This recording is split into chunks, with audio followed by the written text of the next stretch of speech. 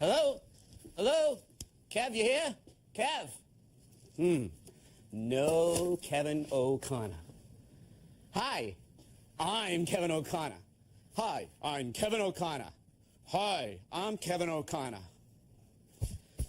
I'm Roger Cook, and welcome to Ask This Old House. Hey, what are you doing? Nothing. You seen Kevin? Yeah, he's working. Well, like so many homes, this one has a tank-type water heater. You know the kind, that big, tall cylinder, probably holds about 40 gallons and runs off of oil, gas, or electricity.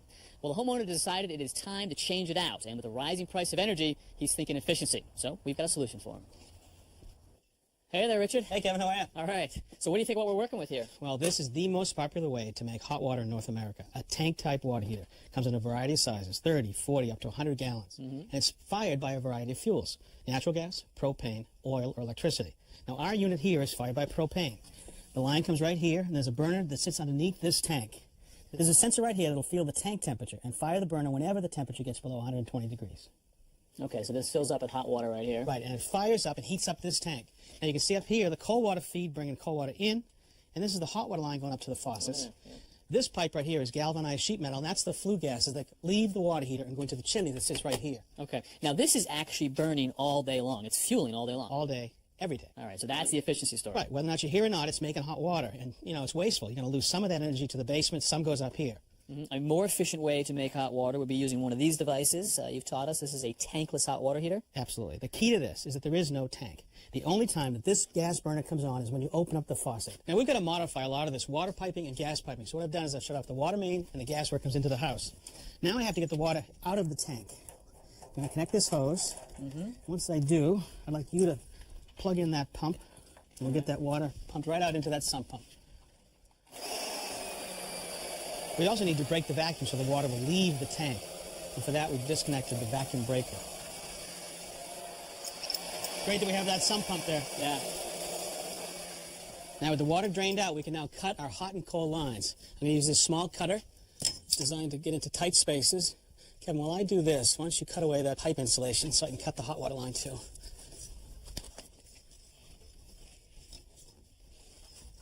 That's enough. Okay, there's one. Good. Now the hot.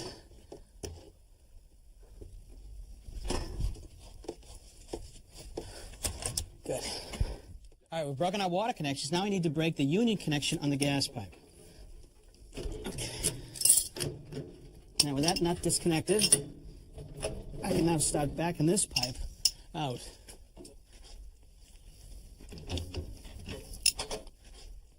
Once we get this flue pipe out of the way, we can move the water heater out. There we go. Okay. You take that. All right, you take the dolly. Good. Okay, careful. Got it. All right, so here's a new unit, but you're not going to actually vent this out of the existing chimney where we vented that hot water tank. That's right. That old water heater had plenty of flue gas temperature. Came up out of the water heater into the flue gas pipe and went all the way right up out of the chimney. Okay, so those went up really fast. That's right. Now with high efficiency equipment, we're actually getting more heat to be used to heat the water and less into the chimney. That means cooler flue gas temperature. So less heat going up that chimney and it going up slower? That's right. So now it starts going up, and now water that's in the flue gas, condensation, can now form inside the chimney and rot it away. Okay, so if we were going to use this chimney, we'd probably have to reline it, but that's a big process. Right. Now, a unit like this uses a special venting system. It's a concentric pipe in pipe. You can see it would sit right here. Now, the hot flue gases would leave through this inner pipe going to outside. Yeah. And the outer pipe would carry combustion air, the air to be burned by the burner inside that. All right, and so you do not have to actually send that concentric pipe all the way up the side of the house. You can go right out here to the That's right, sidewall? it's going to go right there. All right. Before we get started, we have to get rid of this and plug the old chimney. I'll take that from you. Okay, you can take that, Ken. Go. Okay.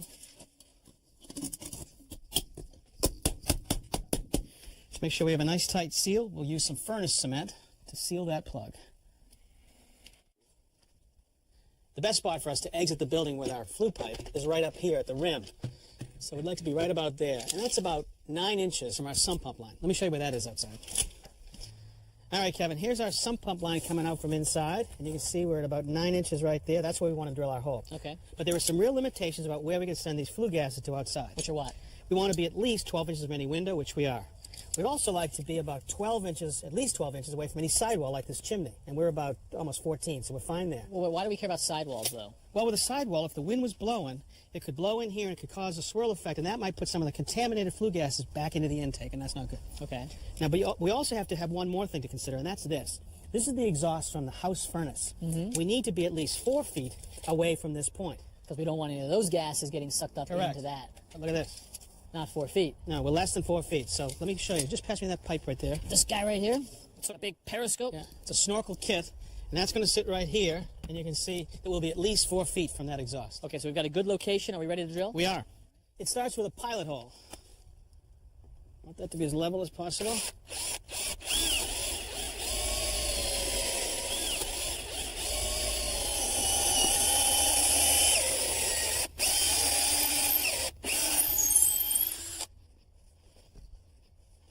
Now I'm using a hole saw to cut the hole for our exhaust pipe. Now if I use this hole saw up against the claps, I could split them with a drill this powerful. So one trick is to run the drill bit in reverse until we get through the clapboard.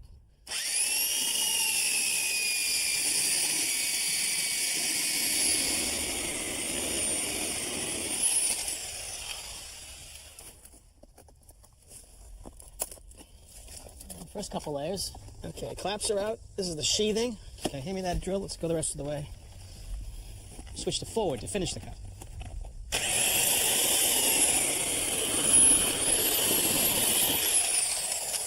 How's it look? All right, our vent piping is this concentric pipe and pipe, and the connections have a rubber gasket on the inside and the inside of the outer pipe as well. Got a little bit of a gel on here. Right, I've lubricated already. Now just push that on. I'll hold back against it. Push. Okay. All right. Now I'll put some screws in when I get it where we want it to be. And now when we put this up into place, this helps us establish the center point for our water heater so we can hang it on the wall. So make a mark right at the center, right about there. Good. That's where we hang the unit. Using a masonry bit, I drilled a hole for these wedge anchors. And that'll hold our water heater onto the wall.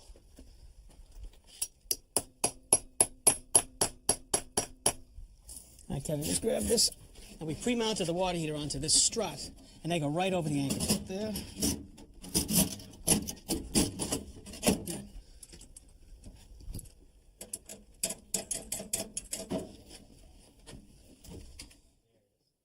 How's it?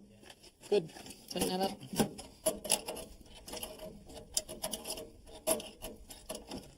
Okay, now we make our final flue connection. Okay, I want a little bit of pitch going back to the unit so condensate will drip out. And now I can screw it in place.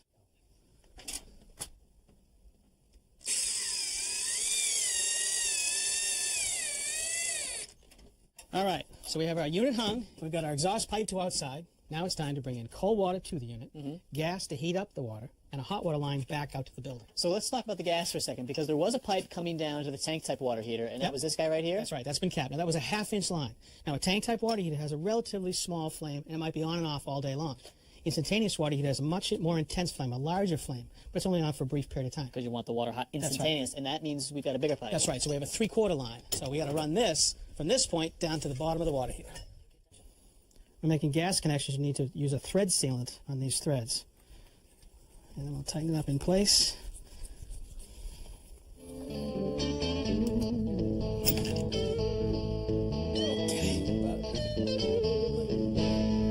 All right, so this line runs our gas down to the bottom of the unit so we can make our connection underneath. All right, Kevin, we run almost all of our gas piping down to this point. It's all threaded connections. When we come to this point, there's one more unit we have to put in. It's called a union. It's really important because there's no way we connect this threaded pipe to the device without it. This goes on the pipe, this goes on the unit, and then the large nut tightens together to make a tight connection.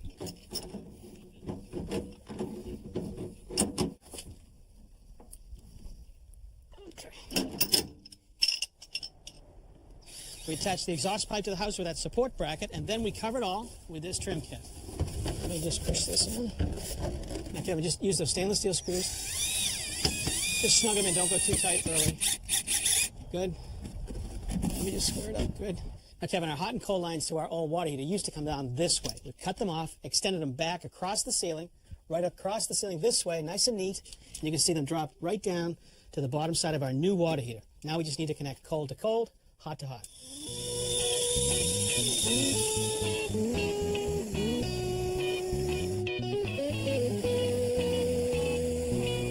Now the warm flue gases, when they leave the water heater, go into that inner pipe. And what they can do is hit the cold air outside and condense. That water can work its way backwards towards the water heater. We have to get rid of it. So there's a condensate drain we connect right here. All right, and so then that tube runs over here, down the PVC, which we have zip tied it to, and it feeds right into the sump pump. All right, Kevin, I want to turn on the hot and the cold water, but I don't want any air or any foreign matter from starting getting up inside the water heater. There's a couple of specially designed valves. They are a shut-off and a draw-off all in one. So I'm going to hold the bucket. You just burp that cold water from that side. Careful. Just give it a little bit. That burp. There's the burp. There's the burp. All right, stop that. Okay. Now close the drawer off. Yep. Now open that again, the cold. That sends cold water up through the unit. Keep going, all the way open. All the way open. Now open the hot side. There we go. This is closed. You want me to open this? Well, yeah, go ahead. I'll get this. You get that. Go. And here it comes. Now we just burp that a little. Okay, that should do that. Make sure that's all the way open now. All the way open. Done. Good. All the way open. Now we can turn on the propane. Good. All right, it's time to plug it in. Takes a second to bring the power to it. All right, so the default setting is 104 Fahrenheit. And I can turn it up to, I don't know, maybe 120.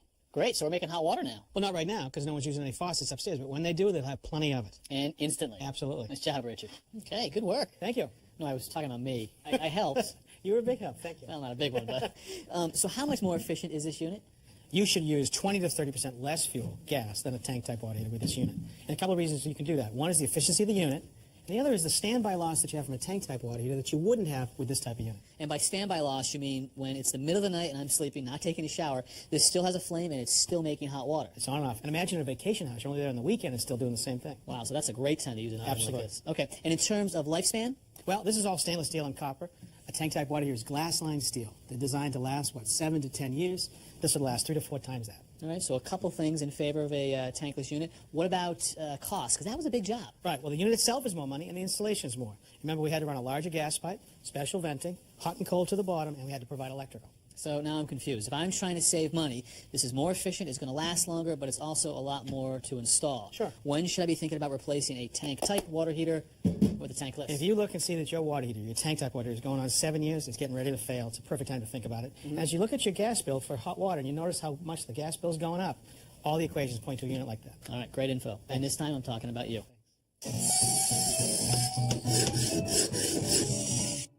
All right, guys, here we go. A stumpa, as they say. It's got a black stake, green face, orange button, black lens. What is it? That's it, huh? You guys are out. I already That's know it. this one. I've used it. It's unbelievable. You know me in karaoke. I am really starting to get good. I've worked the clubs. Now it's time to go to the next level. There's another level? There is. Music videos. I can shoot my own with this thing. Video? So now, sort of do my thing, do my let me little get moonwalk, right? Oh. And then when I'm done, and it's perfect, hit this button, and it goes right up to the internet. All of them. All of them, yeah. Because millions of people want to see They you want on to see video. it in the worst way. You got some moves there. Yeah, baby.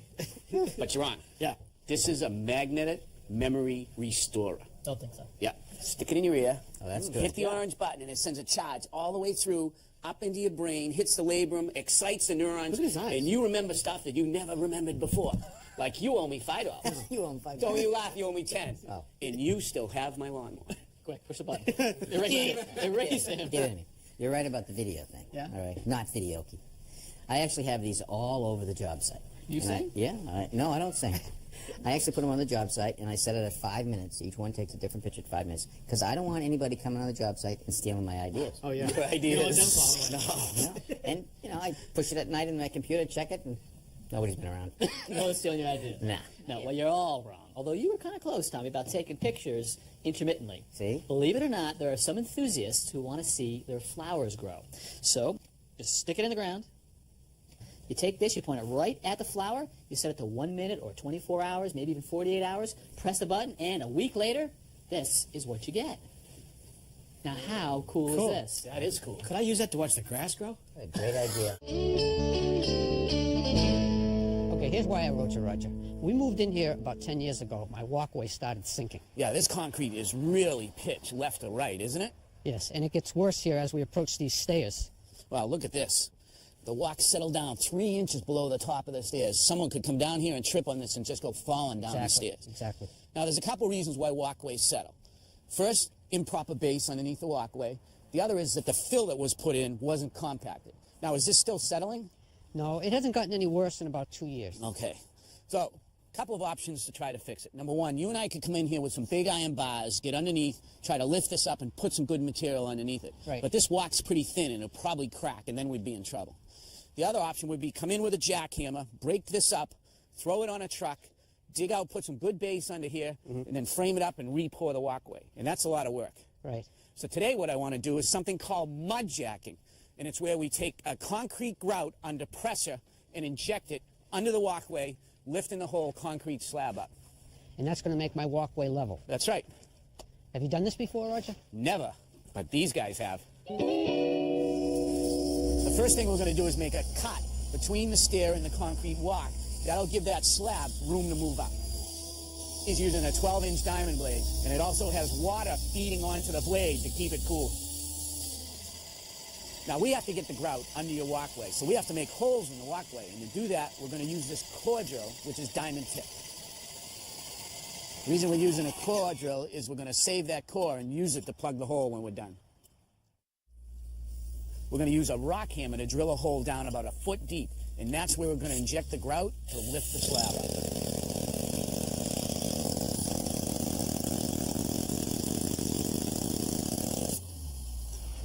This is a mobile mixer. It has sand, silt, and Portland cement. They all drop down into this auger with some water where they're mixed. Come out of the auger, into the hopper, where they're pumped down to our concrete walkway. What's the purpose of the gauge? The gauge lets him know how much pressure he's putting under there. He doesn't want to put too much and crack the walkway. Now, what's the purpose of the towel, Roger? Well, the towel has a hole in it, and that fits around the nozzle, and it'll keep any of the grout from spraying out of the hole. Now, using the remote control, he's going to control the grout going in under the slab. Now, he's pumping in the grout, and it's filling in all the voids underneath there. As soon as they're filled in, we should see that walkway start to raise up.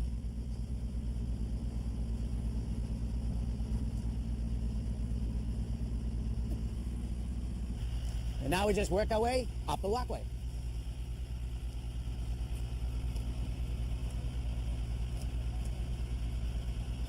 Now we want to raise these little by little. We don't want any cracks. So now we're going to go back to our trip point at the stairs and add some more grout there. Looks good. Ah, we're getting close. Much better.